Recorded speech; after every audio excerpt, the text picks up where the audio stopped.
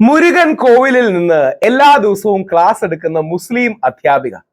വികലാംഗയായ ആ മുസ്ലിം അധ്യാപിക എല്ലാ ദിവസവും തമിഴ്നാട്ടിലെ കുഞ്ഞുങ്ങൾക്ക് അവിടെ ഈവനിങ് ക്ലാസ് ആയി അമ്പലത്തിനുള്ളിൽ വെച്ച് കാര്യങ്ങൾ പറഞ്ഞു കൊടുക്കുകയും അവരെ വിദ്യാഭ്യാസത്തിലേക്ക് ഉയർത്തുകയും ചെയ്തു. എങ്ങനെ ഉണ്ടായിരിക്കും? ഇത് സിനിമാ കഥയല്ല, നമ്മുടെ നാട്ടിൽ നടക്കുന്ന, നമ്മുടെ തൊട്ടടുത്തുള്ള തമിഴ്നാട്ടിലെ നടക്കുന്ന തസ്ലീമ നസ്രിൻ എന്ന് പറയുന്ന BA ഹിസ്റ്ററി ഗ്രാജുവേറ്റ്. അവരൊരു ഡിഫറെന്റ്ലി ഏബിൾഡ് ആണ്, വികലാംഗ കൂടിയാണ്, അല്ലെങ്കിൽ സ്പെഷ്യലി ഏബിൾഡ് ആണ്, ദിവ്യാംഗാണ്. അവരുടെ ജീവിത കഥയാണ്. നമസ്കാരം. പലപ്പോഴും നമ്മൾ ഈ നെഗറ്റീവ് വാർത്തകൾ മാത്രമാണ് കൊടുക്കാറുള്ളത്.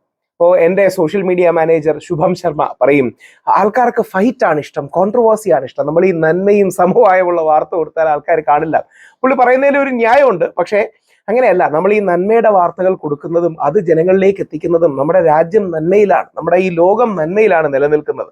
മതസൗഹാർദ്ദത്തിലാണ്, സാഹോദര്യത്തിലാണ്, ഒരുമയിലാണ്. അങ്ങനെ ദി ഹിന്ദു എന്ന് പറയുന്ന ഏറ്റവും പ്രമുഖമായ പത്രം റിപ്പോർട്ട് ചെയ്ത ഏറ്റവും നന്മയുള്ളൊരു വാർത്തയാണ് ഇത്. ഇല്ലം തേടി കൽവി എന്ന് പറയുന്ന തമിഴ്നാട്ടിലൊരു പദ്ധതിയുണ്ട്. അതിൽ വെള്ളരിപ്പട്ടി പഞ്ചായത്തിലെ 13 വോളണ്ടിയർമാരിൽ ഒരാളാണ് BA ചരിത്ര ബിരുദധാരിയായ തസ്ലീമ നസ്രിൻ.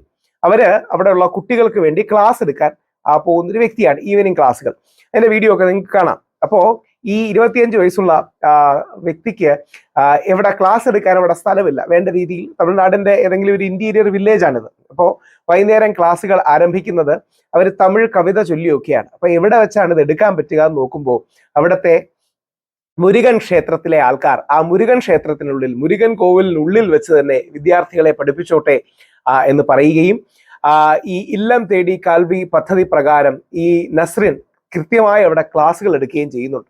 ഇത് അവിടെ വിദ്യാഭ്യാസത്തിലുണ്ടായ ഒരു പഠന വിടവ് നിവർത്തിക്കാനായി 2021 ആരംഭിച്ച പദ്ധതിയാണ്.